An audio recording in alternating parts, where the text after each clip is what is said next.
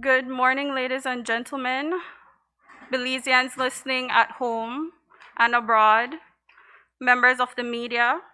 Good morning and welcome to this morning's Ministry of Health and Wellness press conference. As you know, it's been a tough few weeks in Belize with the recent rise in cases and deaths related to COVID-19.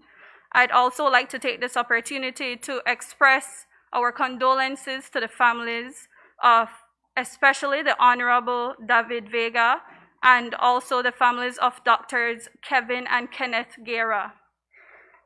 As I said, we're here because we've seen a recent spike in not only cases and deaths, and so we're here for an update on the current situation in Belize, as well as the rollout of the new regulations that will be announced today. Before we move ahead, I'd like to introduce our head table today. With us is the Honorable Michelle Shabat, Minister of Health and Wellness, the Attorney General, Honorable Magali Marinyong, who is accompanied by the Solicitor General, Ms. Elisa Montalvo. Also with us is the Honorable Karim Musa, Minister of Home Affairs and New Growth Industries, and as well Honorable Anthony Mahler, Minister of Tourism and Diaspora Relations. Also here we have the Acting Director of Health Services, Dr. Melissa Diaz, Dr. Natalia Baer, the Technical Advisor for Maternal and Child Health at the Ministry of Health. We have the National Surveillance Officer, Nurse Lerna Perez, and also the Chairperson of the KHMHA Board, Dr. Andres Sosa. We'll get right into it, and so I'd like to now invite Minister Shabat to make the opening remarks.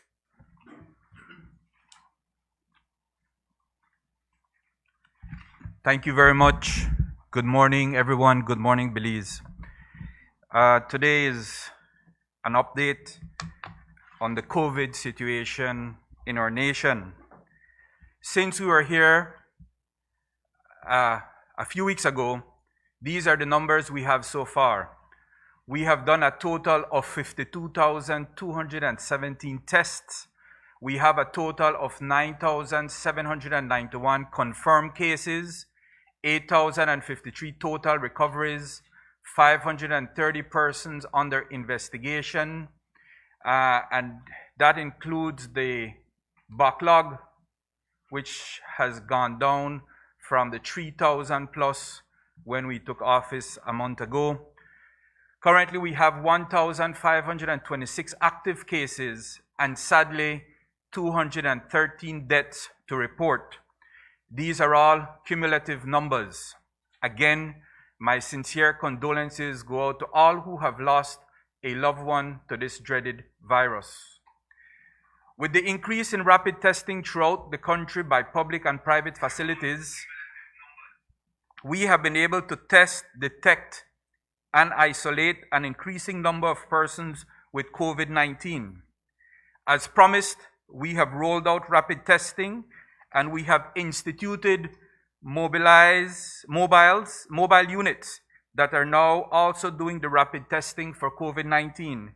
And some of the areas we are now covering include in Orange Walk, the People's Stadium, which we attend on Tuesdays and Fridays. And in the high-risk communities, we have the mobile units visiting twice a week. In the Stan Creek District, we have the Pomona Health Center, the West Track construction site, and the Dangriga Police Station, and the banana farms. In Toledo, we have visits scheduled to San Felipe today and Jacintoville today as well. And on Tuesday, our mobile clinics will be visiting the San Antonio Village and the San Pedro Colombia Village. That is going to be on Tuesday, the 22nd of December. In the Cayo District, we have visits scheduled to Benqueviejo, Santa Elena, and both the mobile units will also be at the health centers starting on December 21st, 2020 on alternate dates. In Camalote, we will be there on Tuesday, December 22nd, 2020.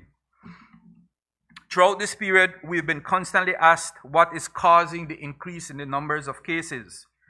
Current evidence suggests that the main way the virus spreads is by respiratory droplets among people who are in close contact with each other. This means that our human behavior is contributing to the spread when we continue to disregard the recommendations and regulations set forth by the government. We as a government are determined to do all that we can, and we will stop at nothing to make sure that the Belizean people are safe. It is with this in mind that we are going to be adopting the following measures, and I will only go over them very briefly as Minister Musa will give you more details. But starting on the 20th of December, the curfew being imposed will commence at 8 p.m. and it will go to 5 a.m. For minors, children under 16 years old, the curfew will begin at 6 p.m. and that will last to 5 a.m. The sale of liquor will be restricted from 6 p.m. to 7 a.m. with the exception of those restaurants that are in hotels.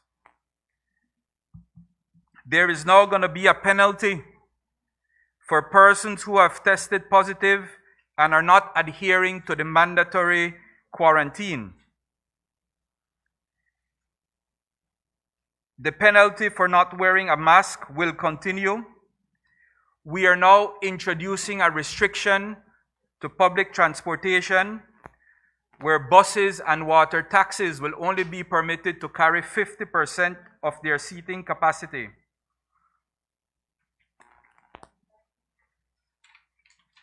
In terms of businesses who violate and employees who violate these regulations, a $200 fine will be imposed on employees and on employers a $5,000 fine, and a second violation by employers will result in their business being closed for a period of 7 days. We're also going to be imposing a fine for those people who continue to have parties at their homes. Businesses are only going to be allowed a 50% customer base, which is going to be based on their square footage. We're introducing a limit to non-essential travel, inter-district travel from Corozal and Orange Walk districts. The concept behind limiting this non-essential inter-district movement is very simple. In view of the fact that we are unable to sustain the type of protracted nationwide limitation of movement of the nature and scope that we have seen in other countries, the localized inter-district movement limitation instead seeks to attain a fall in the incidences and overall rate of transmission at the municipal and subnational levels. These measures, which are going to be affecting the Corozal and Orange Walk district primarily, are born out of the fact that we have seen increasing numbers throughout these two districts. We've seen increasing numbers in Libertad, Paraíso, Pachacan, Progreso, San Andres, San Joaquin, San Pedro Village, San Roman, and Santa Clara. And in the Orange Walk districts, we're seeing increasing numbers in Douglas, in Guinea Grass, in the town itself, in San Luis, in San Antonio, San Jose Palmar, San Pablo, Tower Hill, and Trinidad. And so it is our expectation that with this limiting of inter-district travel, it will contribute to the lowering of the numbers of infections. I will defer in a moment to Minister Musa, who will get into the particulars of the additional regulations we're going to be imposing. But just to give you a brief of what we have done since our last press conference. We have updated our treatment protocols, and we now have added new medications and treatments such as ivermectin and the use of convalescent plasma. We have also launched a Christmas educational media campaign, and you can see some of the banners are displayed here, with the objective of sensitizing the public on specific behavior changes necessary to reduce the spread of COVID-19, especially during the Christmas season. It is centered around the theme, "It is better to have a safe Christmas season than to attend a funeral during the holidays."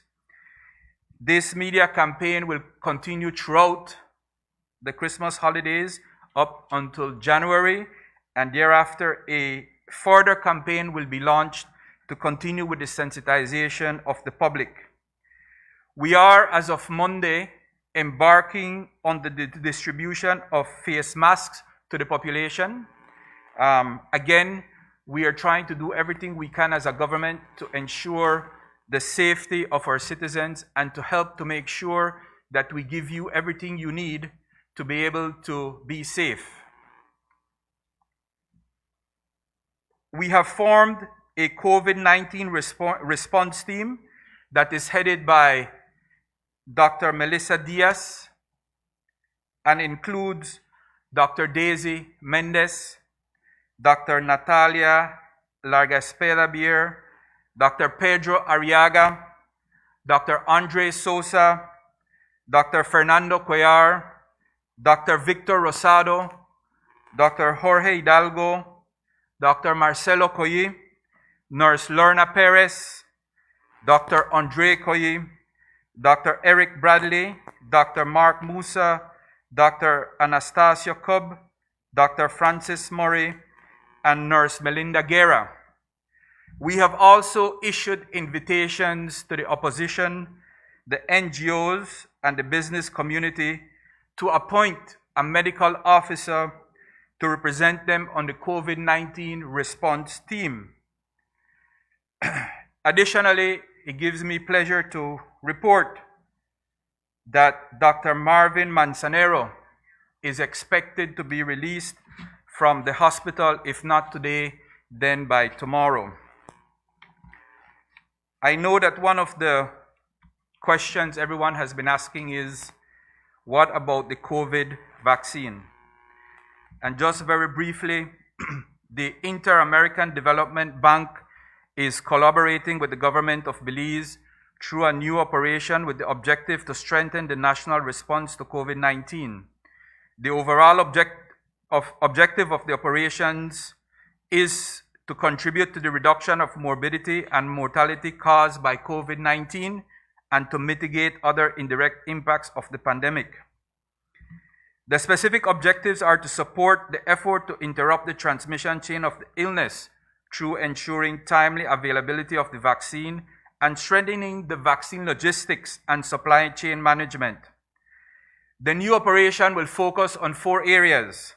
1, procurement of vaccines and other inputs, define and reach the target population to be vaccinated, assist with health personnel and logistics, assist with organization and general and process management.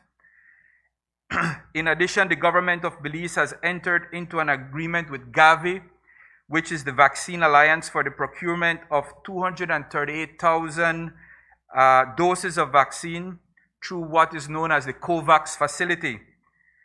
The amount of doses is intended to cover initially 30% of the population at greater risk of contracting the virus and would include the elderly and persons with chronic disease and the protection of those caring for COVID-19 patients, healthcare workers, and other vulnerable populations as more vaccines become available. The agreement between the government and Gavi Alliance was signed on the 18th of September 2020.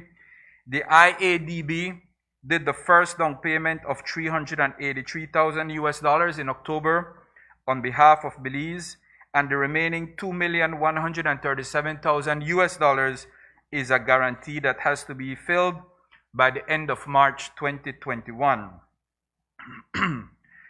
I wish to also take this opportunity to thank our healthcare workers, other frontline workers, and our partners who have readily assisted the people and the government of Belize in the fight against COVID-19, especially UNICEF, UNFPA, PAHO, UNDP, the Inter-American Development Bank, Scotia and Belize Bank, the embassies of Taiwan, Japan, China, Cuba, many other local businesses, the police department, BDF, and NEMO, BNE, BAHA, the Ministries of Education and Human Development. At this point, I want to pledge my commitment and the commitment of the Ministry of Health and Wellness to do all in our effort to stem the spread of COVID-19. And before concluding, I wish everyone a safe and Merry Christmas and a happy and healthy New Year. Please follow the instructions, follow the regulations that the government and the ministry will be implementing. It is for your safety and it is for the safety of your families and loved ones. May God bless Belize and may God bless all of our citizens and residents. Thank you very much.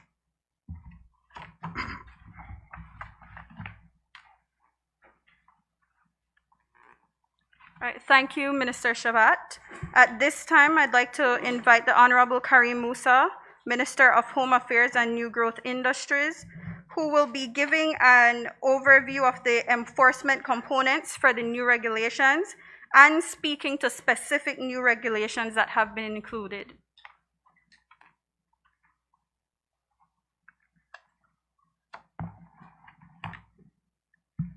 Good morning, ministers. Good morning, Attorney General. Good morning to the members of the press. And of course, good morning to all Belizeans at home and abroad. It has been 270 days since the first case of COVID-19 and 265 days since the first measures were taken to try to slow the threat of a virus that no one saw coming.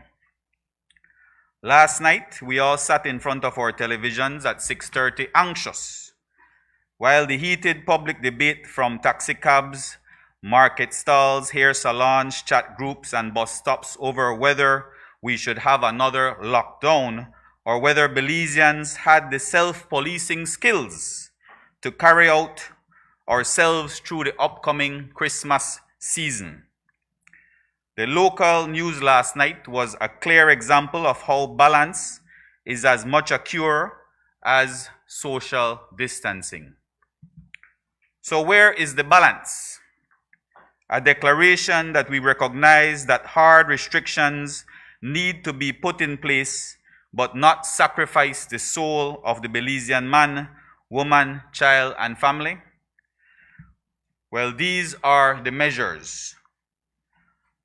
I know a lot of what we will be discussing will be a repetition of what was in place before, but it is extremely important that all Belizeans recognize that these measures are still in place and that we must adhere to these restrictions.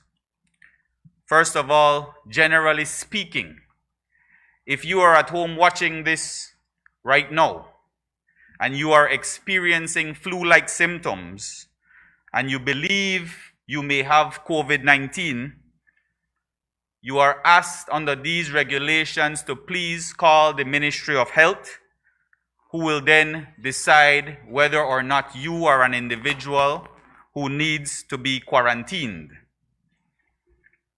Those of us Belizeans who test positive for COVID-19 can only be discharged and declared recovered by a healthcare professional. So if you have tested positive, you will be put on mandatory quarantine. Please do not leave your quarantine or your isolation until you have been discharged or declared recovered, again, only by the Ministry of Health or a healthcare professional who who is following those protocols. As the minister just mentioned, we will now be having a nationwide curfew, and that is starting on the 20th of December, and it will commence at 8 p.m. So 8 p.m. every evening, you are to be at home, and that goes until 5 a.m. the following morning. Minors, anybody under 16 years of age, must be at a residence or their home that they are staying by 6 p.m. So it is different for minors. You have to be home by 6 p.m. and that curfew extends to 5 a.m. the following morning. This curfew of 8 p.m. excludes workers in the following professions: the security forces, Customs and Excise Department, the Department of Immigration Services, frontline healthcare providers with the Ministry of Health, or any other essential worker issued a badge by the Minister of Home Affairs. So everybody else has to be at home by 8 p.m., minors by 6 p.m. Face masks. You must be tired of hearing about face masks, but every single day the police department is arresting and detaining, in some cases, hundreds of individuals violating this very measure, the wearing of face masks, and wearing face masks properly, meaning it must cover your nose and your mouth. There is no need for you to wear face masks if you are at a private residence, if you are exercising, swimming, if you are driving alone, or driving with members of the same household. Those are the only exceptions. In terms of businesses, no owner or manager of a business should allow entry to anyone who is not wearing their face mask and wearing it properly. So there is a responsibility being placed on owners and managers of establishment. Please ensure that your customers are wearing face masks at all times. It is an offense not to wear face masks and not to wear it properly, and the charge for that offense is $500. You will recall that there was a maximum that was imposed under the last couple SIs of $5,000. Well, in practice, at the magistrates court level, we saw where the magistrates were fining people between $500 to $1,500. Much of those fines have not been paid, but in fact the police is going to be following up on those fines, so you have a responsibility to pay that. That fine is now across the board $500. The Attorney General's ministry is currently drafting legislation that early in the new year we will be presenting, so that police officers can issue tickets. So that is not in place yet. So you will still be detained, you will still be taken to the police station, processed, and you will still need to go to court at least until that law is passed. So please be aware of that, that it is not a ticketable offense at this moment, but early in the new year, we will be moving in that direction. Social distancing. You must stay 6 feet apart from any individual that is near to you. No matter where you are, 6 feet apart. That is also an offense. So whether you're working at a BPO, whether you're just standing in a line outside a shop, you have to maintain 6 feet apart from individuals. That is an offense that carries, again, a $500 penalty. Gatherings. I know that at this time of year, many people are questioning, can I have anybody over at my house? No. You are not allowed to have anybody at your house. So no type of private gathering is allowed. You cannot organize, host, or attend private gatherings. 10 people maximum. So every now and again you might have a visitor. Unexpected. That's different from hosting a private gathering. You can have a visitor, but make sure it is never over 10 people. The moment you're over 10 people inside your residence, then everybody can be charged under this SI. Everybody. The person who owns the house and those who are attending that private gathering that has more than 10 people.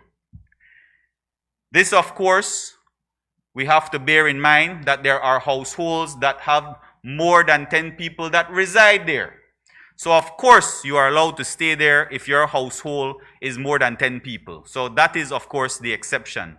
Otherwise, no hosting of any private gathering. We have set up, especially for this time of year, a special hotline at the police department. And that hotline is 0800 parties. So we're asking you, the members of the public, to cooperate with us in the Ministry of Home Affairs to report anybody that is having a party or a social gathering that is over 10 people at their residence. So 0800 parties, 0800 727 8432. In terms of weddings, funerals, and masks, so church will be limited to 10 people in attendance at your wedding, in attendance at a funeral for your loved ones, or at mass. And that 10 will be in addition to, of course, the officiants, meaning the priests can be there. So that would be 11. So again, 10 people attending mass, weddings, funerals. The following businesses shall remain closed: bars, nightclubs, casinos, gyms, and gaming establishment. All of them are to remain closed during the term of this SI.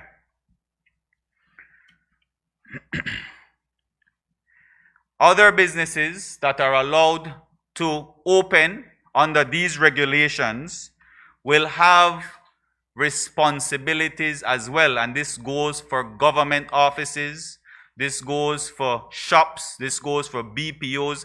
Any business whatsoever across the board must follow these guidelines and these restrictions. As business owners and offices, you must ensure that the people inside, the customers, the staff, both inside and outside the building, maintain 6 feet distance at all times. So if you heard me correctly, inside and outside. I know there's a very popular fast food restaurant on Freetown Road. Whenever you pass there, you can see a lot of people gathered out there, and they are not practicing social distancing. So business owners, please be warned that this applies to outside of your business as well. So you will have to set up markers that are 6 feet apart, and you must ensure that those customers are practicing social distancing. In terms of inside your building, business owners have to ensure that customers, including staff, must not make up more than 50% maximum capacity of your building. So if your building can hold 100 people, which includes customers and staff, you now can only have 50 people inside your business. Again, outside your business, you must establish under this SI, you must place visible markers which are 6 feet apart outside of your establishment. That is the obligation, not of the police. I am not going to go out to your establishment and mark where the 6 feet stations should be. That is a responsibility of you, the responsible corporate citizen, to ensure that you are complying with this particular SI, because if not, I'm not going to be the one to get into trouble. You will, because you did not establish the markers. In addition to that, department stores, hardware stores, dry goods stores, shops, and the market shall ensure compliance of the store owners. So we're going to have, in relation to these specific businesses, department stores, hardware stores, dry goods stores, and shops, we're going to have justices of the peace assigned to your business. If your business is more than 2,000 square feet in size, we will have justices of the peace assigned to your business, and you will be responsible for paying the cost of having these justices of the peace. It is very regrettable that we have to impose this particular measure, but at this time of year, especially the next week up until Christmas Day, businesses will be overcrowded. And I am certain that businesses are not going to be concerned about whether there's social distancing being practiced. They'll be concerned about making money for their business. And so we're taking that responsibility and giving it to the justices of the peace across the country to now monitor, one, that there is social distancing being practiced within your stores. Two, to ensure that you are meeting the maximum 50% capacity and that you are not going over that. And three, to ensure that the customers and the staff inside your respective businesses are wearing their face masks and wearing them properly.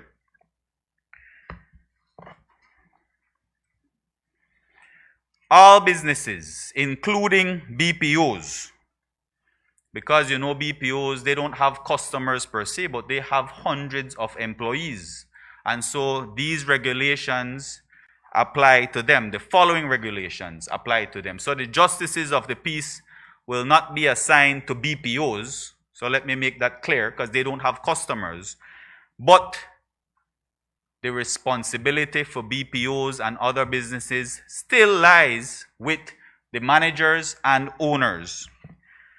So they are to ensure that the employees are observing social distance among the workers, face masks at all times. They are to install hand wash stations at the entrance and within the BPO company. And they are to ensure that no more than 2 people are seated at any one table, and that during lunch breaks, the seating capacity of that particular room is up to 50% and no more. So your lunchroom cannot have everybody eating. If the capacity again is for 100, you can only have 50 workers, employees eating at that particular time, and no more than 2 at any particular table. All businesses, and this applies across the board, all businesses, including BPOs, shall appoint a COVID-19 internal auditor who will prepare and submit weekly reports to the Ministry of Health. So I want to request that the businesses familiarize themselves with this particular requirement, because every week you will have to provide information to the Ministry of Health, and they will guide you as to what you need to provide in that report. businesses are to implement a shift system unless they are essential businesses.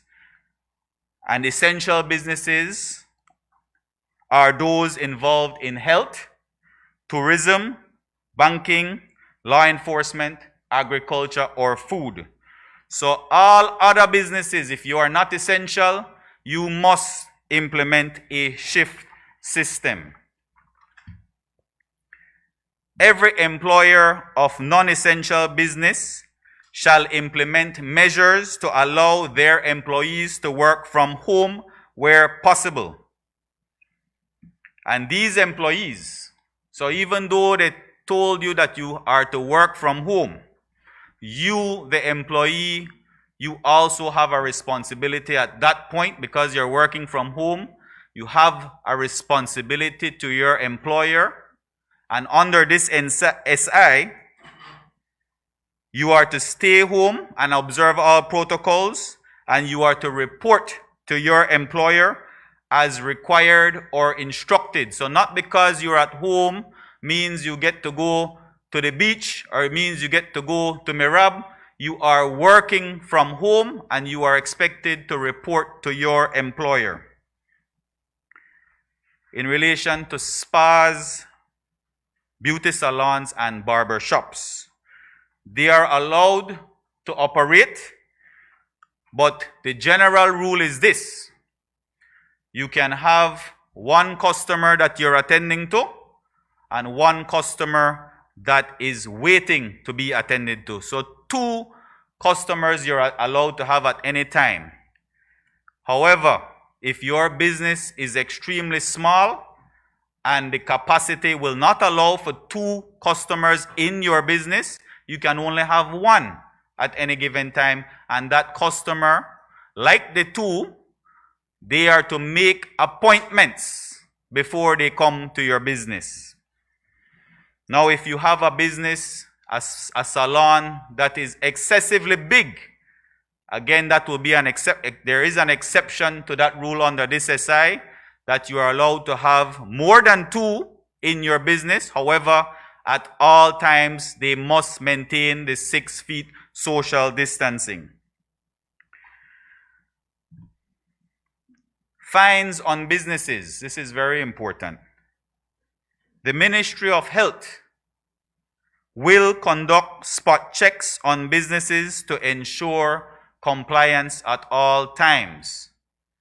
You may get visits from the police department as well. So there are 2 agencies that will be looking at businesses. The Ministry of Health will have personnel and the police will have personnel. And those businesses who are not complying could face a shutting down of your business if your customers have not been complying or your staff has not been complying with these regulations. You could face a shutdown and you could be fined $5,000. In addition to that, the employees in your business will also be subjected to a fine. I think, Madam AG, that fine is $200, the employees, $200. So business owners, $5,000, employees, $200, and potentially your business could be shut down by the Ministry of Health. They have that authority to do so. Restaurants, diners, and food vendors shall only offer takeout, delivery, or drive-through. However, there is provision again for open air, outdoor, or al fresco dining, but that must be by reservation, and you cannot go over 50% of your capacity. So if you have a restaurant that could accommodate 300 people, but it has to be outdoor, you can only have 150 people, and they all have to make appointments. They have to make reservations before they come there. I don't think there's any restaurant that could seat so many people. I'm just giving an example. Many outdoor restaurants are extremely small, So perhaps a better example would be 20. If that's your seating capacity outdoor, then you can only have 10 at any given time. The food vendors are allowed to sell, but again, continuing from the last SI, only from a private property. You cannot be on the street side selling, you must be on a private property. Schools under this SI shall remain closed, but of course they may continue to operate online and virtually. Recreational non-contact sports, tennis, golf, table tennis, or any other similar non-contact sport will be allowed. Non-contact. So basketball, you cannot play basketball. Football, you cannot play football. Any of these other sports that entails contact shall remain for the time being restricted. You cannot engage in these sports.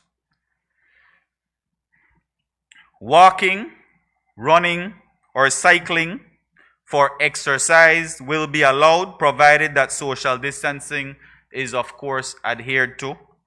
And cyclists in particular shall ride in single file only. Now this is an important one. All of them are important, but this one is very important. Anyone using public or private transportation, including operators, bus operators, conductors, of course they must wear their face masks, and operators and conductors can deny a passenger from entering onto their bus or their boat or their vessel if they are not wearing their face masks. And public and private transportation must be limited to 50% of your capacity. I know that this one is this is a new provision that is being implemented, but one that has been called for all across the country. Buses are overcrowding and no doubt serving as a super spreader, especially those buses coming from the districts that have the highest rates. And so this provision had to be implemented. You can only have 50% capacity. You cannot go over that. Hand sanitizers, and this falls on the operators and conductors of the bus or the vessel. Hand sanitizers must be made available for your passengers. And of course, social distancing must be observed while you are waiting to get on the bus or on a vessel. This is another new provision. The minister alluded to it. No person or business or restaurant can sell liquor after 6 p.m. Every single day this applies. 6 p.m. across the board. Every business that sells liquor, you are no longer allowed to sell liquor after 6 p.m. So if it is that you want to pick up a beverage before you go home, remember curfew is 8 o'clock.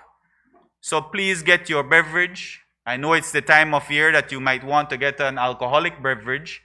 Pick it up before 6 p.m. Take it to your home and you can enjoy it there.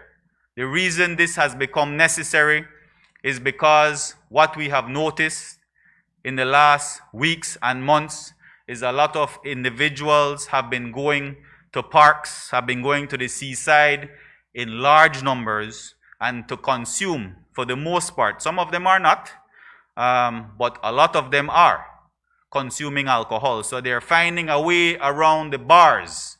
So again, it is regrettable we have to take this stand, but we must. So nobody is allowed to sell alcohol after 6 p.m. Another new provision.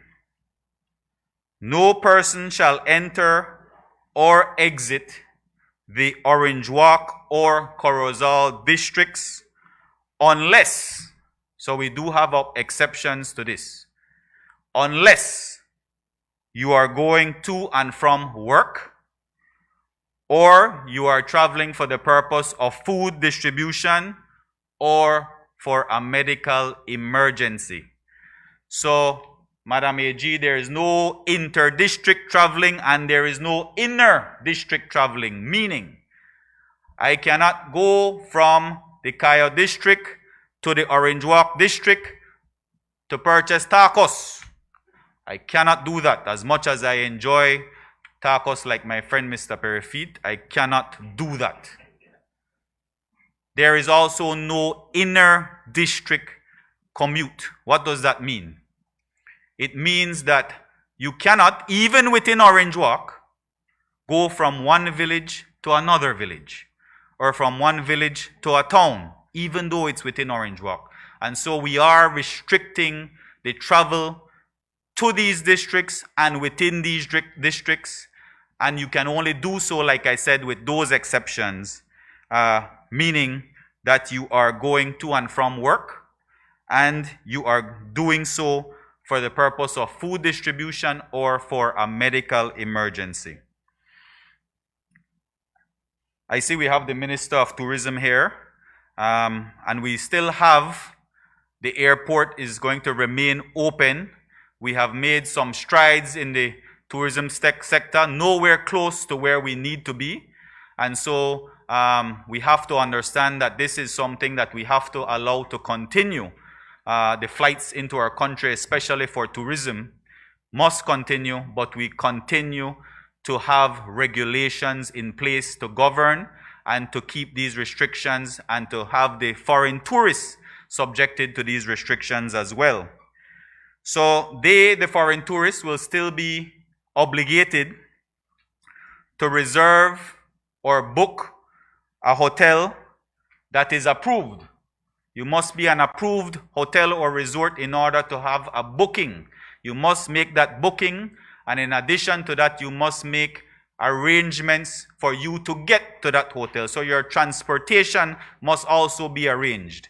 You might be wondering, how could you enforce that? Well, when you arrive, in addition to being subjected to the PCR testing at the airport, you will also be asked by the authorities to provide the proof of your booking and the proof that you have made transportation arrangements to get to your hotel. So, anybody who is not in compliance with the above, including, and there is still the obligation for you to provide as a foreign tourist, a PCR result that was given to you within 72 hours of your arrival. If you do not have that, you will have to take the PCR test at the airport. The rapid test will be administered to you at the airport. Sorry, 1 second.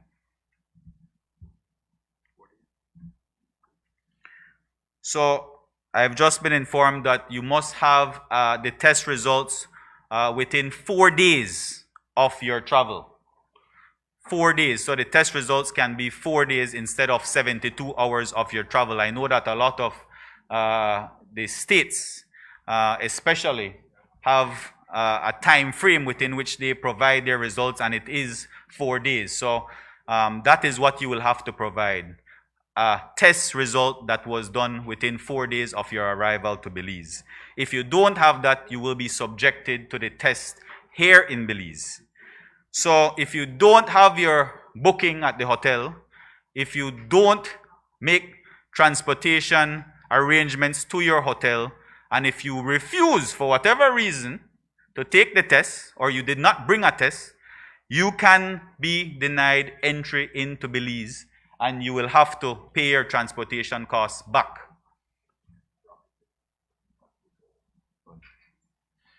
And the rapid tests, let me just make another clarification. The rapid tests would have to be within 48 hours. So there's a distinction made between the PCR, which can be 4 days prior to travel, and the rapid test 2 days, 48 hours before your arrival to Belize. So those are in the SI.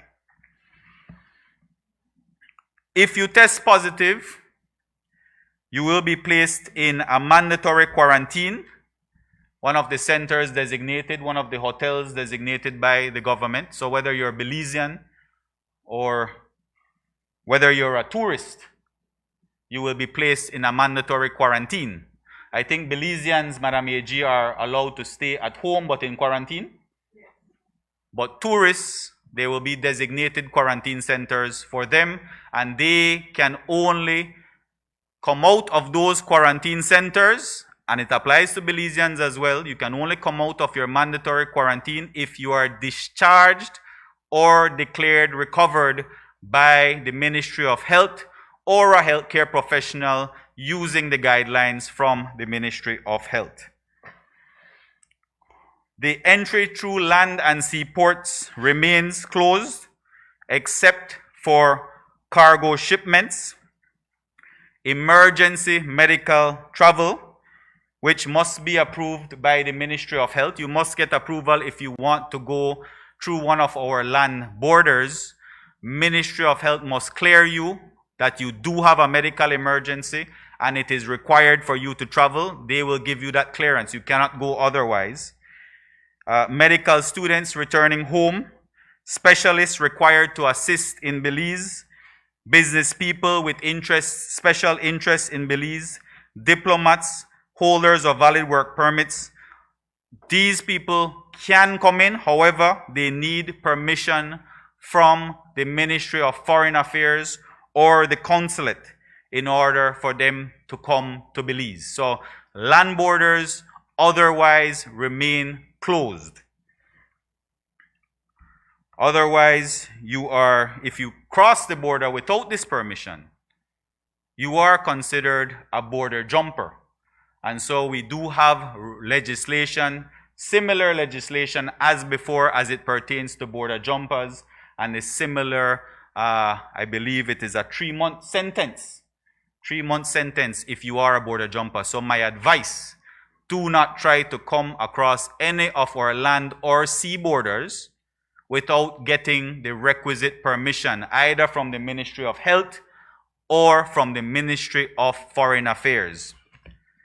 So that is a summary, even though it was pretty lengthy, a summary of what our measures are today under the SI.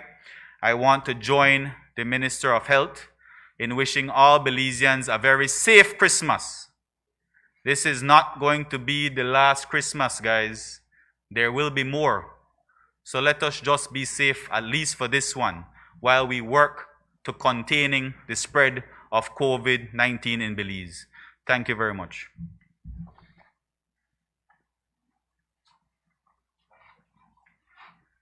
Thank you, Minister Musa. At this time, we'll go into the Q&A segment. As usual, we're asking members of the media to first introduce themselves, identify the media house you represent, and then begin with your questions. We ask you to keep the questions as short as possible. You will be allowed initially 2 questions, and then we'll come back for a round of 1 question each. We'll begin with Aaron Humes. Aaron?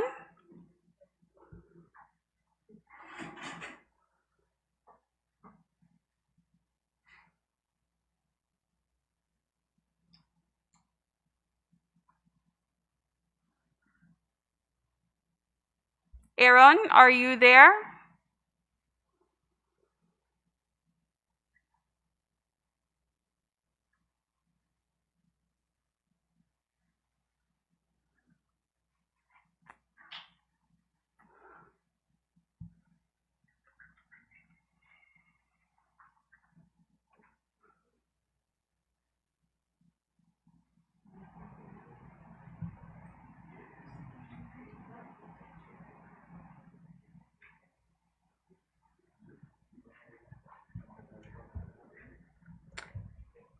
Can we move on then to Courtney Menzies?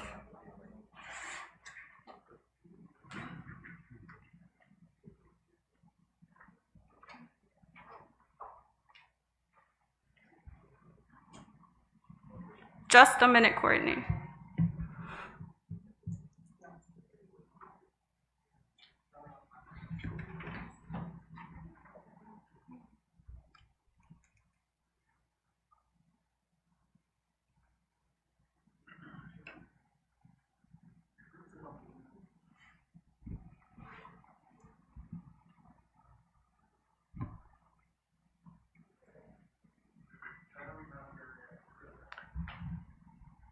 Just give us a minute, Courtney. We're just trying to sort out the audio here.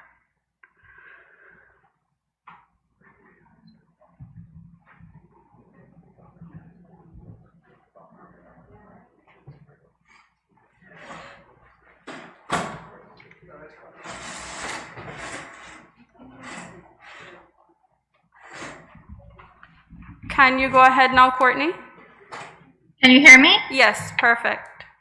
Okay, so my first question has to do with the 50% capacity for buses. We know that buses, they're already complaining that they have to put less buses on the road, less runs, and they're losing money. Now it is 50% capacity.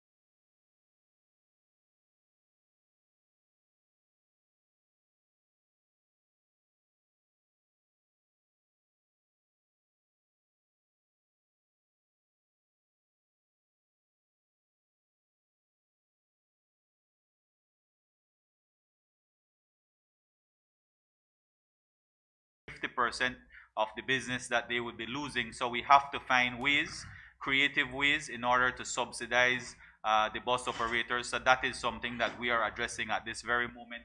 And I'm hoping that by Monday, latest Tuesday, we can have a resolution on that particular issue.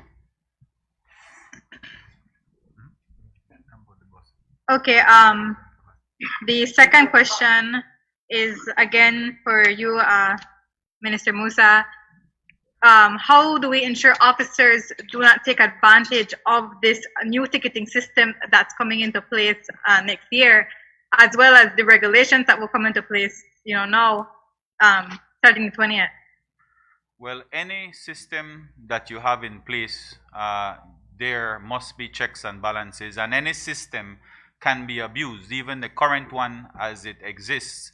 I can tell you that a number of individuals have told me that in fact police officers have given them a break, so they have used their discretion and have not charged them. So it really comes down to discretion, Courtney. It comes down to the discretion of the officers that are enforcing these requirements and these regulations.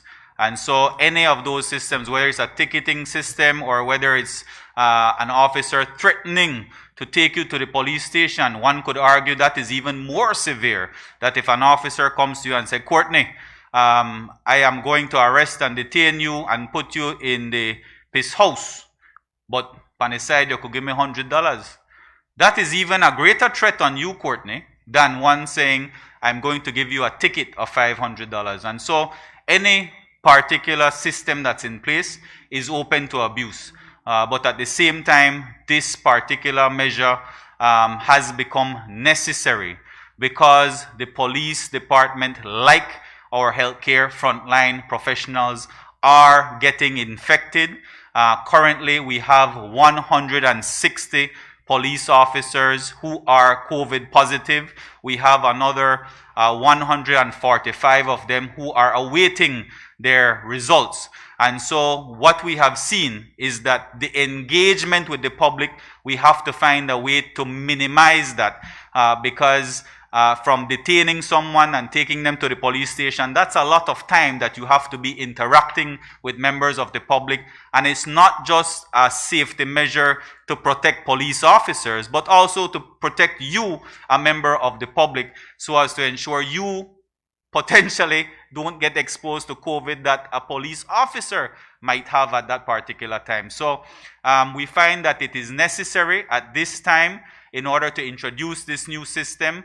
I fully anticipate that there will not be that abuse, but of course we do have a professional standards branch that the public can make their complaints to. In addition, we have a civilian board that oversees the professional standards branch. So we do have these checks and balances in place, and it is my hope and anticipation that we will not be having abuse. Right, thank you, Courtney. We'll now move back to Aaron Humes. And just as a reminder to the members of the media, kindly identify the media houses you represent as well before you proceed with your questions. All right. Am I on now? You're good, Aaron. Okay. Thanks, guys. Aaron Humes from Breaking Belize News. To Minister Shabat, what serious consideration, because I missed the start of the press conference, what serious consideration was given, if any, to having a lockdown, and especially in the Corozal and Orange Walk area? I noticed that it was mentioned that those districts are effectively sealed off in terms of travel. Not quite a lockdown, but very close to it. So what serious consideration was there to completely locking down that productive area of the country? I'm not sure what serious considerations were given, but I think I went into length in trying to explain the level of transmission in those districts in particular. I believe the last rate of transmission I saw was for every person infected, they are infecting an additional 15 persons in those districts, while in other districts that is about 5 persons. And so unfortunately in the northern districts we have a huge amount of transmissions. I even went through naming the villages where we have the highest rates of transmission. So this decision was not made lightly nor easily. We understand the difficulty it may bring on our residents in those districts, but the data that the ministry has is what militated for us to enact these measures in the northern districts. Okay, and then the second question is there any update with regard to the distribution of packages and stipends for those persons and those families who have been impacted by COVID-19 and a positive diagnosis? Yes, the distribution of packages has begun, and we're doing that in collaboration with the Ministry of Human Development. That's it. Thank you. Thank you, Aaron. At this time, I'd like to invite Dion Vanson.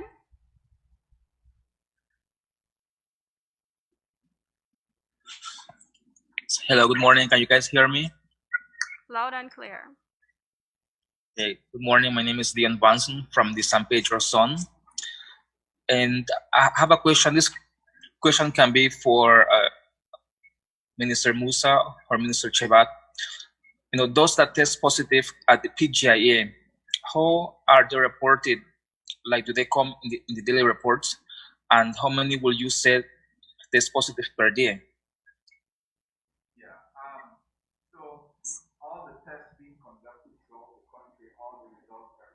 Into the Belize Health Information System, and people coming through the airport, similarly those who are tested, all the tests are reported, and so are the negative and the positive tests arising out of the airport. They're all included in the cumulative numbers that we're giving on a daily basis. If you want particulars in terms of the number of positive cases, I can ask Nurse Perez to give you the data on that if you wish to have that. Okay. And once a tourist tests positive, are they sent to the quarantine center or they go to their hotel? Well, the hotel that they book should be one that is able to provide for quarantining, and so they are directed to their hotels to quarantine. Okay, I have a my other question, which is very concerning here on the island, since now the new regulations, or the regulations at the moment, will see some businesses like bars still closed. What sort of stimulus package is in place for those businesses and employees who once again continue to stay on lockdown because their businesses cannot open? How do we determine poverty if people who may seem to have a home or etc. These people might be in danger of getting their utilities or other necessities cut off because of these extended restrictions. So is there some sort of stimulus package for these persons that continue to be unemployed or cannot really function because of these restrictions? Yes, these are difficult circumstances and times for all of us, and we are all having to make adjustments and sacrifices. And I believe that the government has just reinstituted. I think it's called the BCAT. Sorry.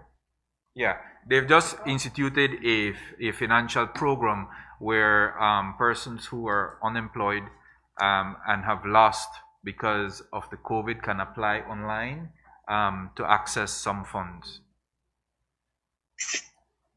Okay. Thank you. Anything for the businesses, like employers? Those are continuing discussions that we're having, and hopefully Cabinet will be able to make a decision on that soon. Right. Thank you, Dion.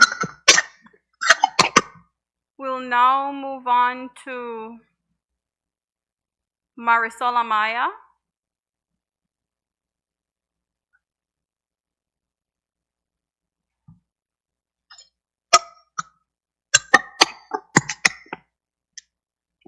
Marisol, are you online?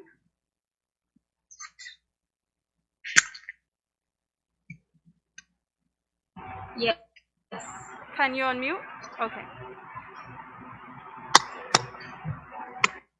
Yeah, I've already done so. I believe Marcela Maya from News. I believe this question would be directed to the Minister of Health and Wellness. In considering travel restrictions for the Corozal and Orange Walk districts, why were the Belize and Cayo districts not included in these restrictions?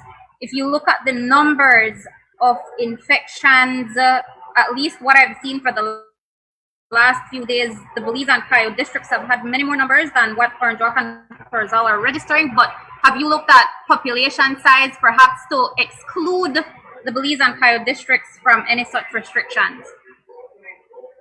As I said earlier, I think Aaron had asked the question, Marisol, and we looked at the districts that have the highest rates of transmission over a period of time, and that is how we singled out or identified both Corozal and Orange Walk as having the highest rates of transmissions.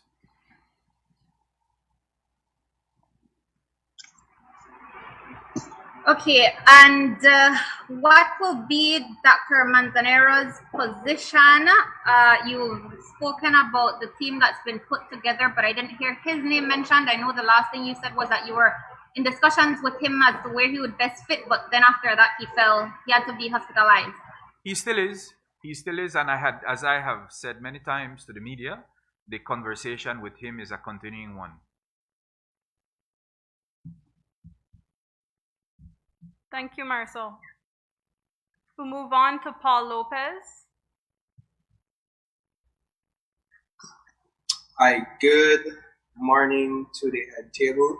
I think just for a bit of housekeeping, there's one reporter whose mic is still unmuted and it may be causing a bit of audio distraction. So thank you for muting your mic. So once again, good morning to the head table. I have a question on vaccine. I may have missed some of what the Minister of Health mentioned earlier, but would you be able to speak to a possible timeline for vaccine? For example, how much of the population will be reached or you're attempting to reach initially? And I believe you mentioned it, I may have missed it. And what is the goal or hopeful reach over an extended period? And particularly, what brand of vaccine are we pursuing? Yes, I am going to defer to Dr. Bear so that she can answer that for you. Doc?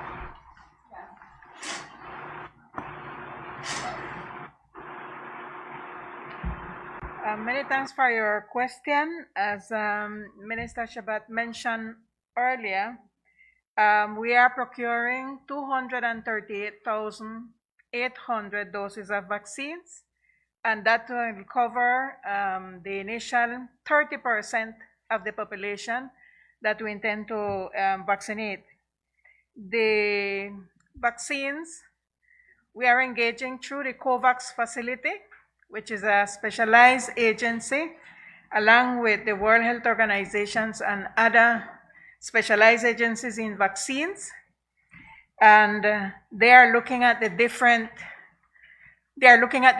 vaccines that are under production.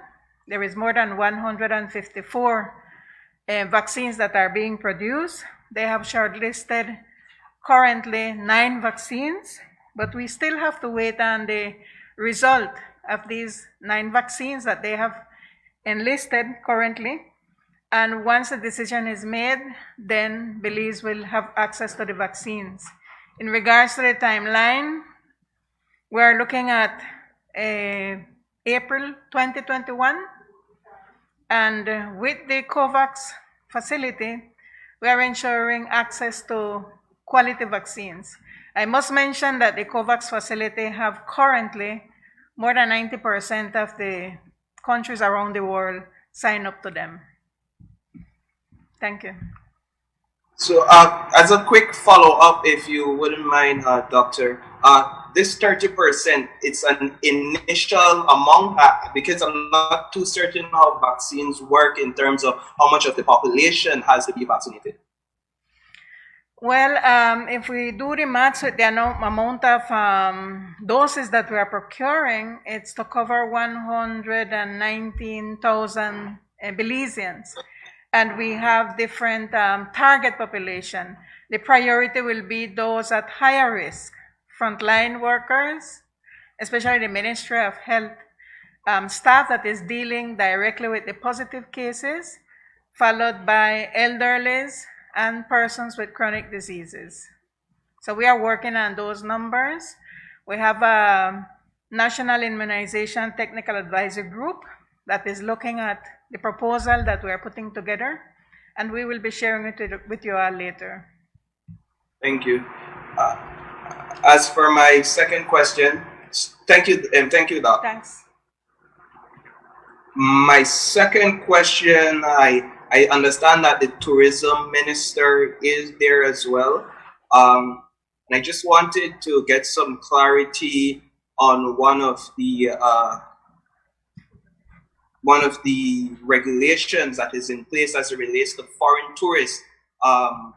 They must book a standard hotel. That's what the Minister of Home Affairs mentioned. He left out the gold standard part. I don't know if that's intentional or not. And that they must arrange to get to the hotel transportation. So my question is whether or not this inner district or outer district travel restrictions, whether it will be enforced for tourists as well. Must they remain at the gold standard hotel? And these gold standard accommodations, are these certifications still being issued out? Yes, nothing has changed with regards to the gold standards. Tourists still have to stay there at one of those properties. And no, it doesn't apply to tourists. So tourists can travel across the country freely? Yes. Thank you. Thank you, Paul. We'll move on to Mr. William Isagire.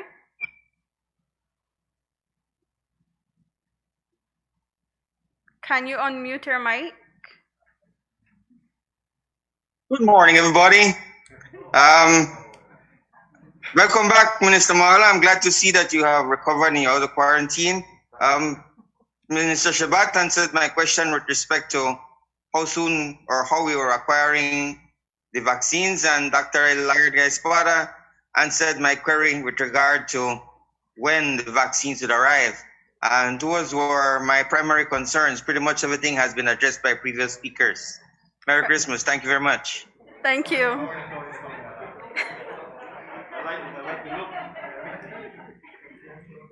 Isane, you're up next.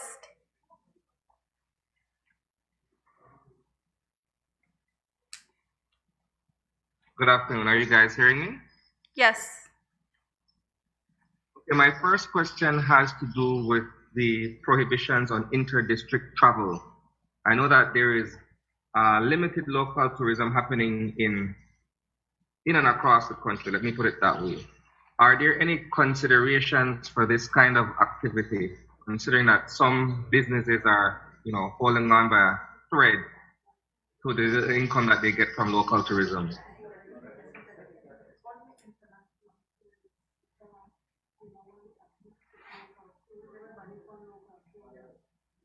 May I put that to either Minister Mahler or the Minister of Home Affairs? Hi, Or the Attorney good General, for that morning, matter. Isani. With the inter-district travel, the international tourists will be allowed inter-district travel, not for local tourists. All right. This was a weighted decision. I mean, a lot had to go into it, but the fear is that if locals become tourists and wanting to go to the next nearby village. So because of that concern that it may be abused and the seriousness with which we have to restrict travel, it's only international tourists who will be allowed to travel to Orange Walk and Curacao. On tours, of course. Thank you, AG. My second question is primarily for clarity. This is for the Minister of Home Affairs. I know that you listed several of the businesses that were considered non-essential, but I believe the media is one such industry that some of us do come off work a bit late. Will we be allowed passes beyond the 8 o'clock curfew time? That's one. And two, the issue of the shift system for non-essential businesses. Can you also provide some clarity on that?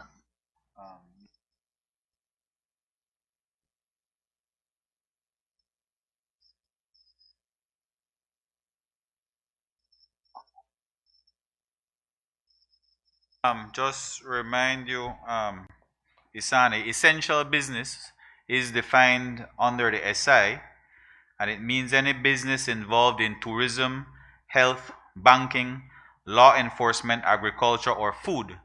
And as I mentioned earlier, any other entity, any other employee of a business, through their employer, may request a badge pass from the Minister of Home Affairs, or someone that I may direct can issue a badge pass to you. So it is on a case-by-case basis.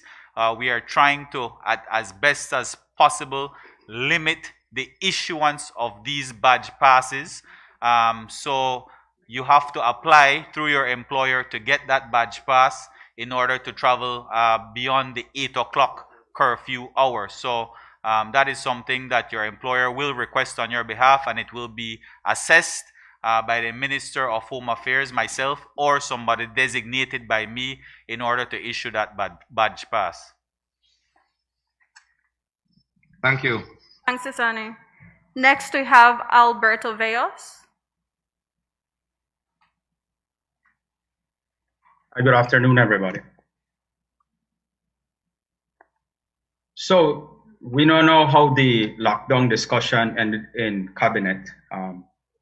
Considering that this is the closest any measure has gotten to a lockdown, or at least partial lockdown for the Corozal and Orange Walk districts, is it the belief that if the numbers continue to surge, possibly the next step could be that which we are trying to avoid, establishing a full lockdown for these districts? If I may answer this, clearly, Mr. Veyos, these measures are intended to curb the transmission of the virus. And if we are not able to attain that, then clearly all options are on the table.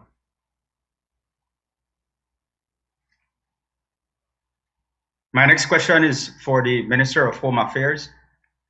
The Christmas season in northern Belize triggers a heightened activity in contraband, and we have continued to receive reports of contraband items appearing in a number of the communities close to the border in Orange Walk and Corozal. In Corozal, for example, Consejo has a Coast Guard facility, has a customs facility, and we continue to get reports that there are numerous contraband activities happening. Is there an intention from the Ministry of Home Affairs to increase the monitoring and control of the border areas? That has not stopped. Roberto, as you know, we have a very porous border, a huge border with Guatemala, with Mexico, and so it is virtually impossible to expect the police department to be monitoring every single possible entry point. But we have been vigilant in our monitoring of the known border points. So I can tell you that that will continue. Of course, it's like I said, not possible, not feasible for us to monitor every single entry point, but we continue to do so. And like I said in the presentation earlier, it is still a serious offense to border jump. It is illegal and you will be sent to jail. So we have to make that very clear. Nothing has changed in that regard. A 3-month sentence if you are caught border jumping. I will ask my third question, happily knowing that we will get another round. No problem, thank you. That's fine. Thank you guys for that. My third question has to do with the introduction of GAPs as a sort of monitoring unit. However, we know that GAPs do not have arrest and charge authority. So maybe Minister of Home Affairs or the Attorney General, can we get a clarification as to how that will work out? Will they still have to pass on reports to the police? The police will still have to move in, or will GAPs be given new authorities? Yes, they do not, like you said, have the powers of arrest, Alberto, but we are going to be cooperating. The GAPs, are going to be cooperating very closely with the Belize Police Department. We now have an actual COVID task force that is assigned. So we have police officers across the country, 24 in the Belize district and 8 in each of the other districts that are assigned specifically as COVID task force officers. So these JPs, in their monitoring and supervision of the stores, will report to these particular officers in the event there is blatant violation of these restrictions within the stores. The JPs do have authority to direct that the individuals space out, that they wear their masks properly, and if necessary, report any blatant disrespect or violation so that the police can come and make an arrest. So there will be that liaising between the justices of the peace and the police department in terms of monitoring and detaining individuals who are breaching.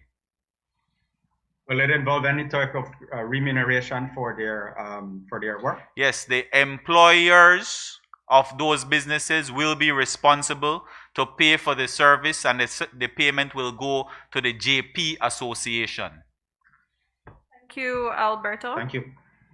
So as promised, we're giving members of the media an extra question. So we'll go back up to Courtney Menzies. Courtney, do you have another question?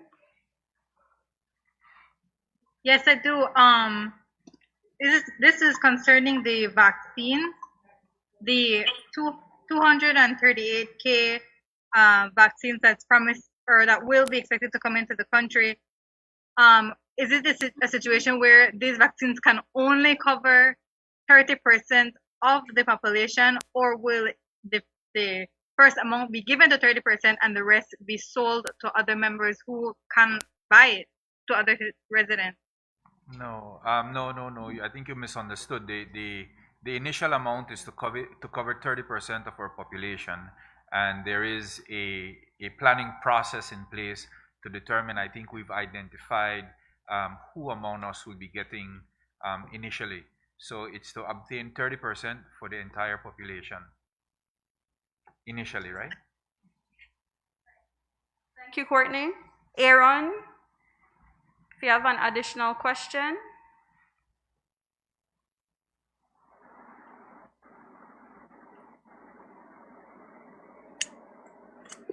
All right, we'll move on to Dion Vanson.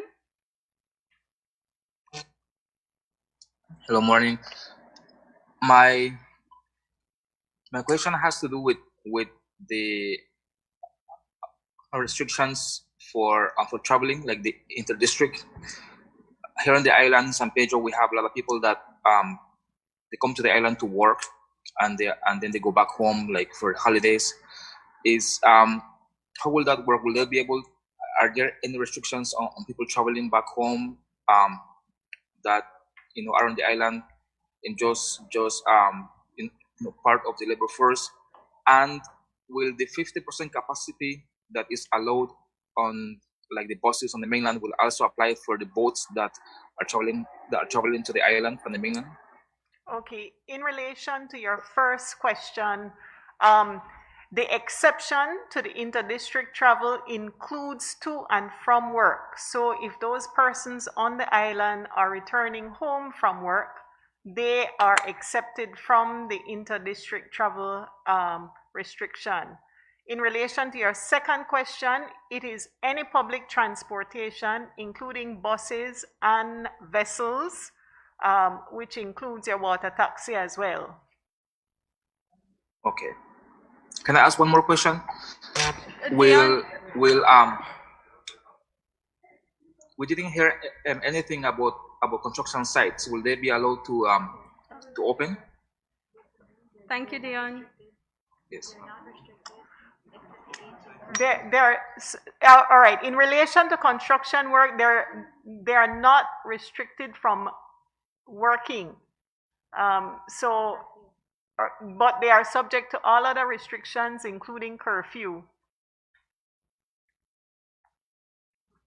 On to Marisol. Thank you. Has the waiting time for rapid tests being done at the Philip Wilson International Airport, has that been changed? That is a work in progress. The Minister of Tourism and I visited the airport like maybe 10 days ago, I believe it was. And we're looking at the processes there and to see how we can improve and to cut back on the waiting time. So we're looking at those protocols that are currently in place. So are you able to say how long they are waiting currently? The waiting time from the time you get off the plane until the time you leave, it's taking about an hour and a half to almost 2 hours in most cases. Thank you, Marisol. And that is for the process that was there before, catered to 2 flights.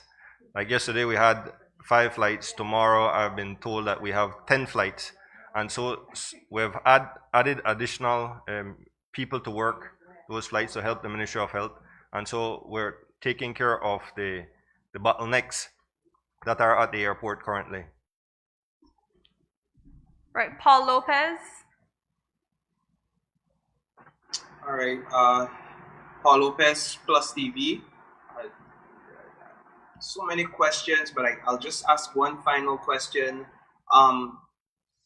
But maybe just for housekeeping, can it be stated the timeline of this new SI? Maybe I missed it as in terms of, is it indefinite? How long will it remain in place? And my question is, can any of the health experts on the panel speak to whether any preclinical or clinical studies are being done locally for possible COVID-19 treatments? And if any, what have those results yielded? There are reports, I understand, that the drug ivermectin may be yielding some positive returns on COVID-19 positive patients in Belize.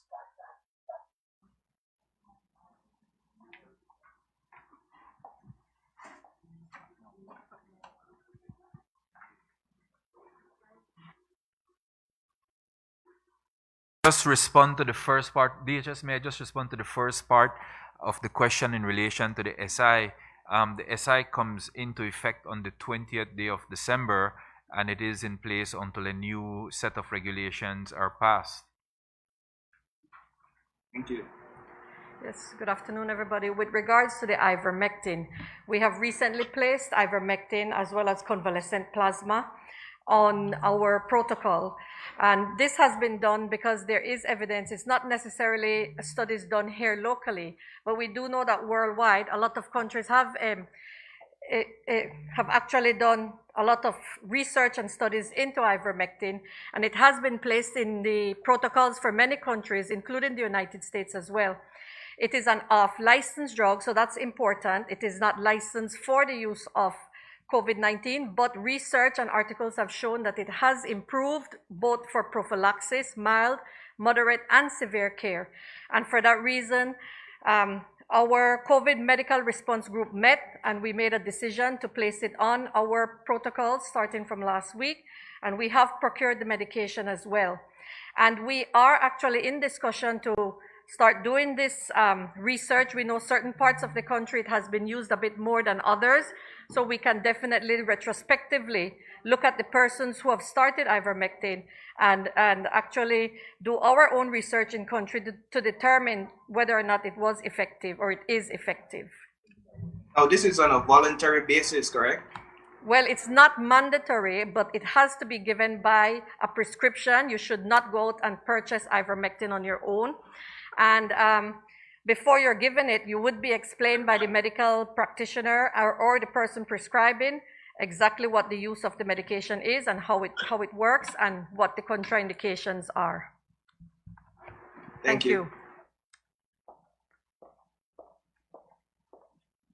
Thank you, Paul. I don't see Mr. Isagira online, so we'll move on to you, Isani. Thanks again, Janelle. My question is for the Acting Director of Health Services, if she can provide us with information regarding the present capacity at the KHMH in terms of either persons on ventilators or persons who are presently hospitalized with COVID. Yes, Isani, we have Dr. Sosa with us, and we're going to ask him to respond to your question. No problem at all. Thanks. Good morning. Thanks for your question.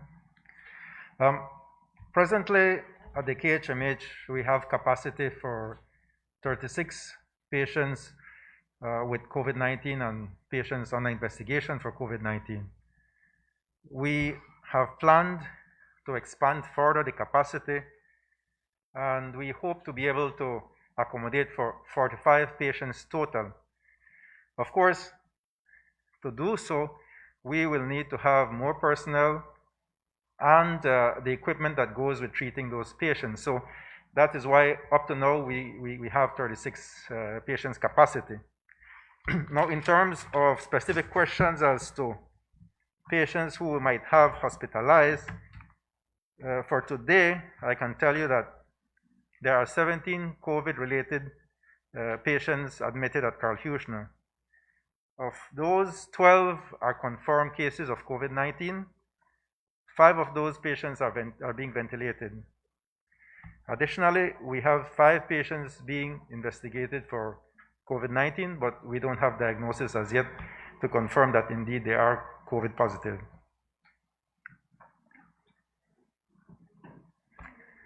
Do you have any other follow-up question to that? That's it, sir. That's fine. Thank you. Thank you.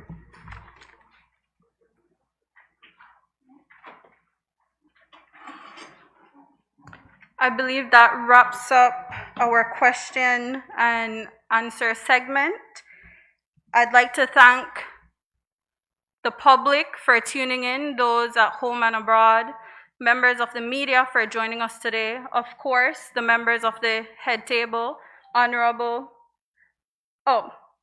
before we sign off, Minister Shabat does have some words to share. Just very briefly, in my presentation,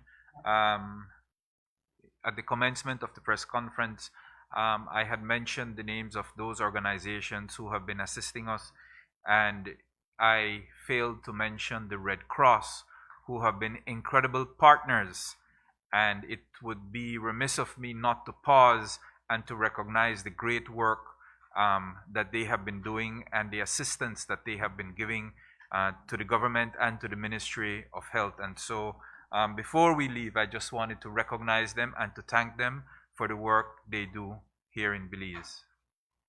Thank you. Thank you, Minister Shabat. Again, I'd like to thank the members of the head table, Honorable Michelle Shabat, Honorable Karim Musa, Honorable Anthony Mahler, and the Attorney General, Honorable Magali Marin Young, as well as other members of the head table here with us today.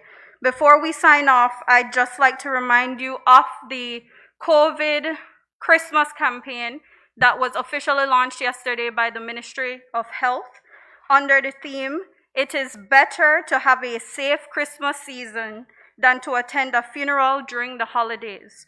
With that said, we'd like to remind the public to continue to follow all the regulations set out by the Ministry of Health and Wellness, to continue to wear mask coverings over both your nose and mouth at all times in the public, to stay at least 6 feet apart from others at all times, to wash and sanitize your hands wherever possible, of course, to stay at home as much as possible unless absolutely necessary. Of course, you're also encouraged to please call the Ministry's toll-free number 0800-664-2273 for guidance on COVID-19. With that, I'd like to wish you a safe and Merry Christmas on behalf of the Ministry of Health, the Government Press Office, and the wider GOB. Thank you very much.